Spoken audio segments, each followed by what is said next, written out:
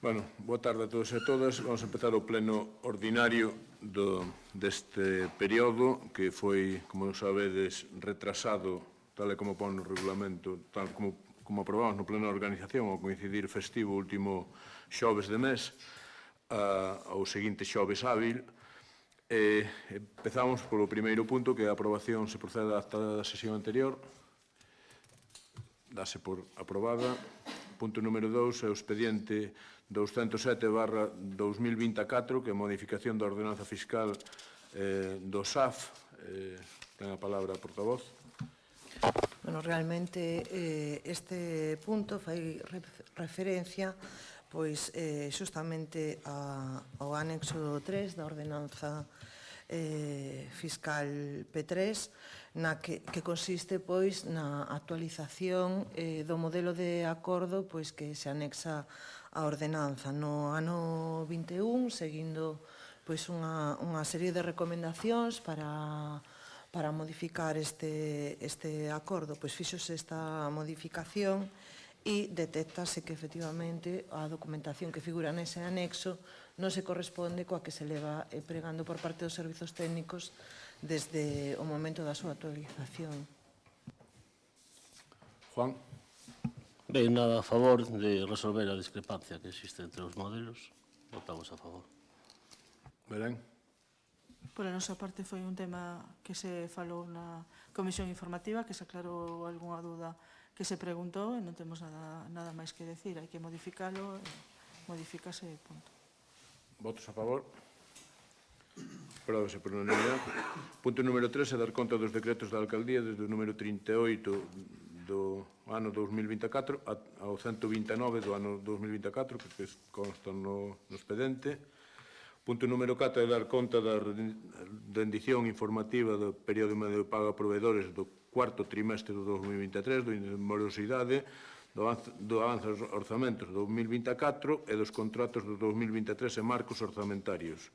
E dar conta tamén desas cuestións que tamén forman parte do expediente do Pleno.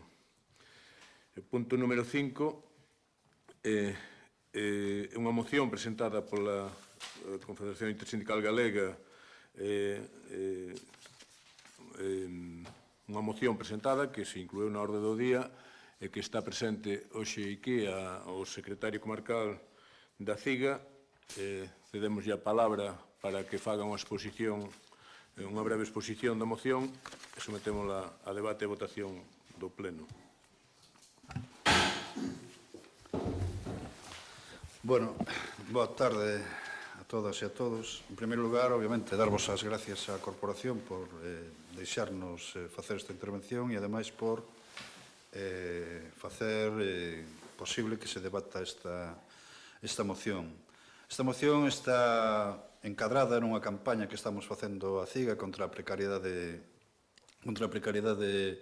laboral e contra unha das maiores consecuencias que está a ter este tema da precariedade laboral, que é pois a pobreza laboral, é dicir, a pobreza laboral de moitas persoas, sobre todo colectivos máis desprotegidos, como as mulleres, a mocedade e as familias monoparentais, pois que, como ben sabredes aquí no Concello, porque sodes a primeira administración que está, digamos, a pé dos cidadáns, sabredes ou sabedes que hoxe en día para moitas destes colectivos principalmente ter un traballo non significa ter unha vida digna, pois ter un traballo non lles dá para os gastos mínimos de vivenda, alimentación, etc.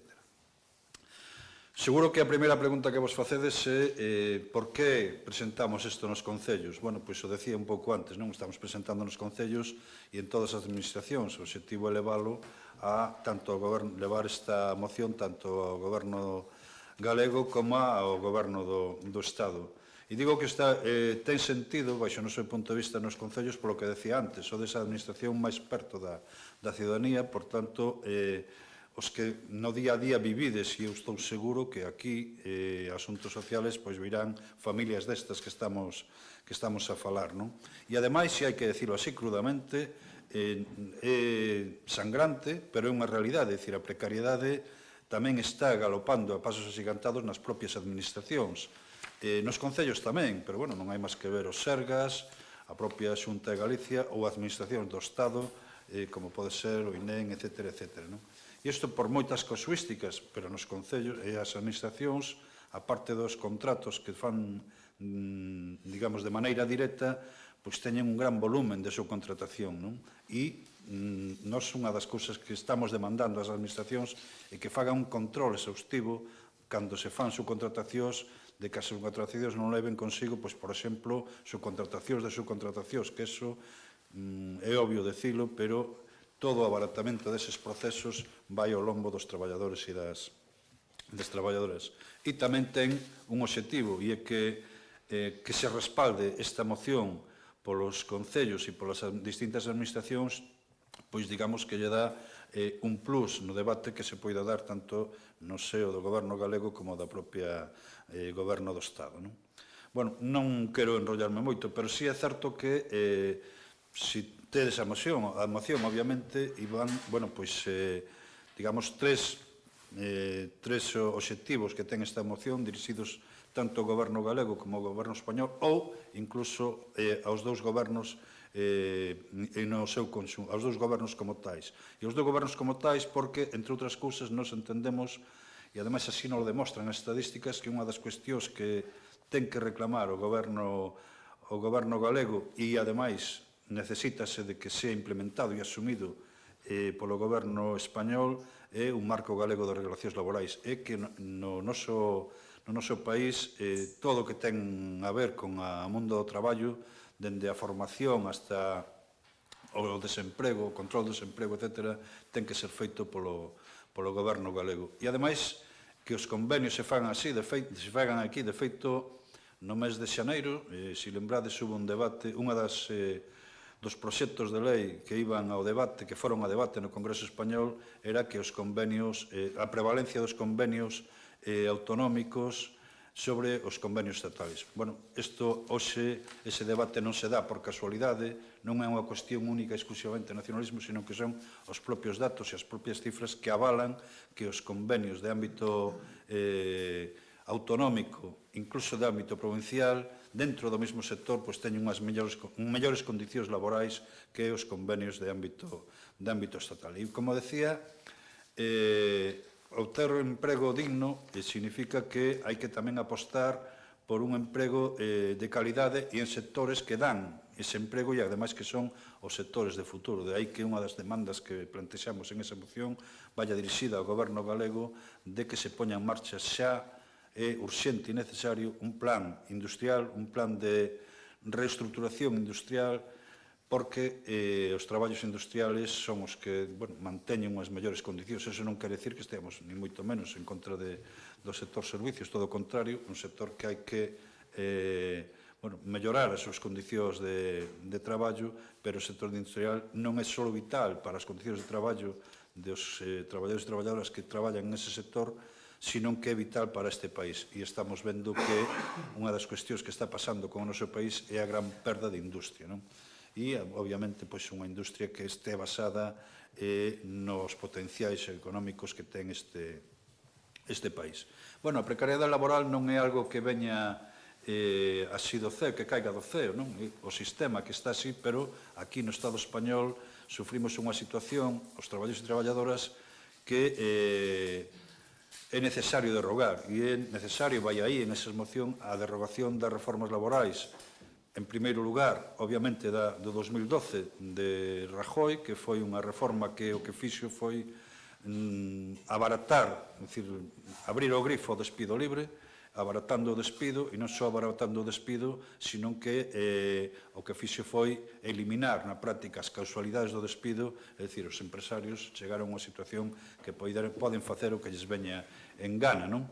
Por tanto, é obvio que recuperar dereitos, que é un bello lema, pois pasa por aí, por derrogar a reforma do 2012, pero tamén por modificar drásticamente a reforma que fai 2 anos fixo o goberno que hoxe está no Estado gobernando o Estado español. Unha reforma que podría ter boas intencións, pero que a realidade pois é ben distinta, e é que as modalidades de contrato que se puxeron en marcha sin as restriccións necesarias e o control necesario, o que están levando é que a precariedade sea máis galopante, sobre todo en esos sectores e en esos colectivos dos que eu falaba antes, e que ten que poñérselle coto a todo eso, senón isto estaremos falando de un mero maquillaxe, pero que a realidade é outra, non?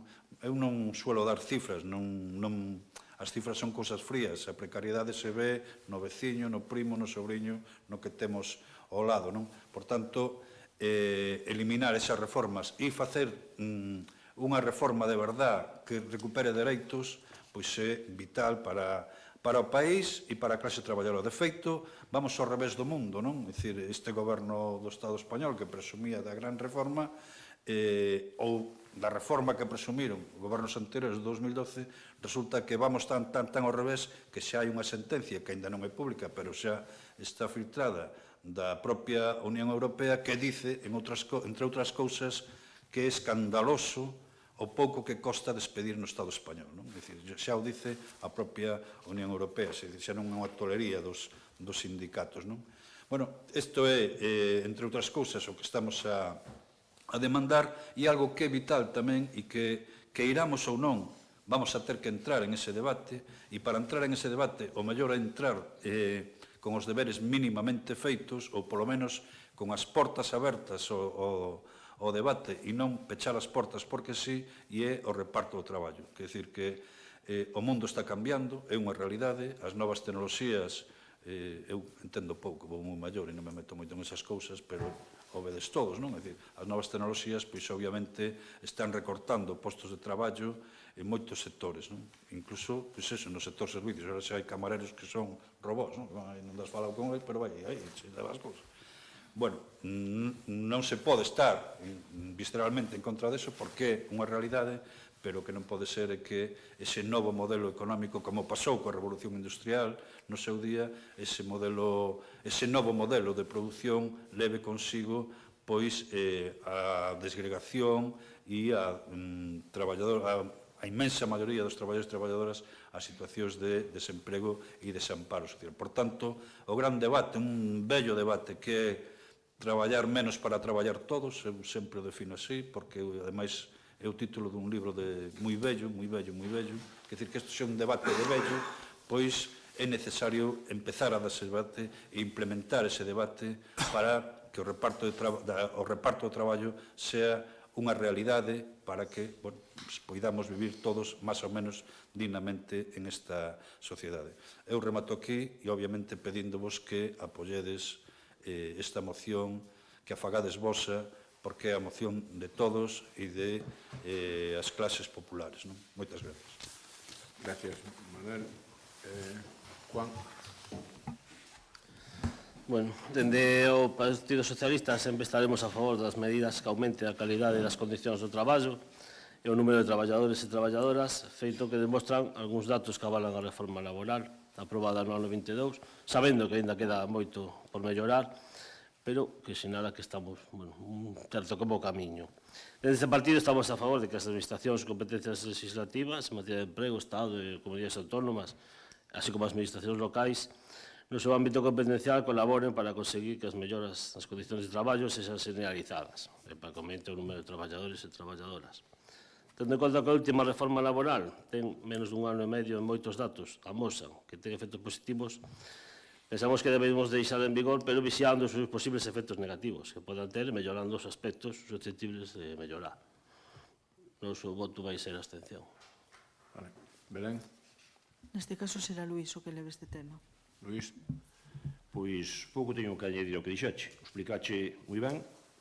Pola parte que nos toca, vimos uns IPCs altísimos últimamente, pola crisis que houve, se disparou todo.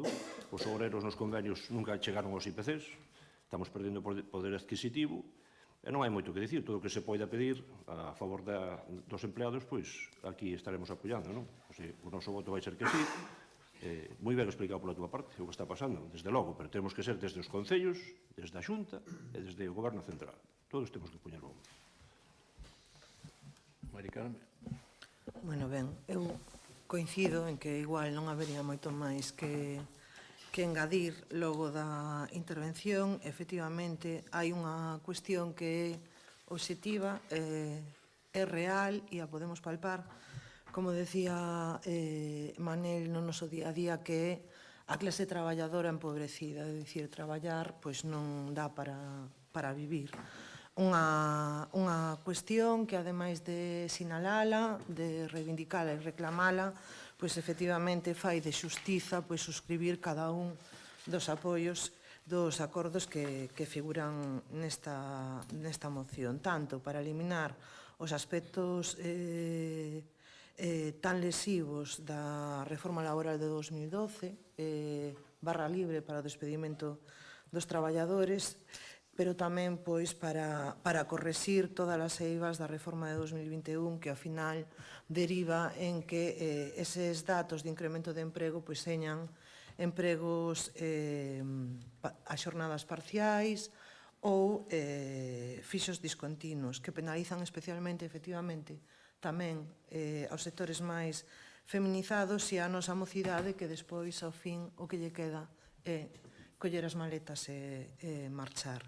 Así que, bueno, pola nosa parte expresamos o noso apoio a esta moción e suscribimos, bueno, todo o que nela aparece recollido. Votos a favor? Votos en contra? Abstencións? Queda aprobada a moción. Punto número 6. Bueno, antes de pasar ao punto número 6, hai algunha moción por vía de urxencia? Se non, pasamos ao punto de rogos e preguntas. Algún rogo? Algúna pregunta? Pois se non hai rogos nin preguntas, antes de levantar a sesión, se hai algunha pregunta por parte do público, público moito non hai, entón levántase a sesión.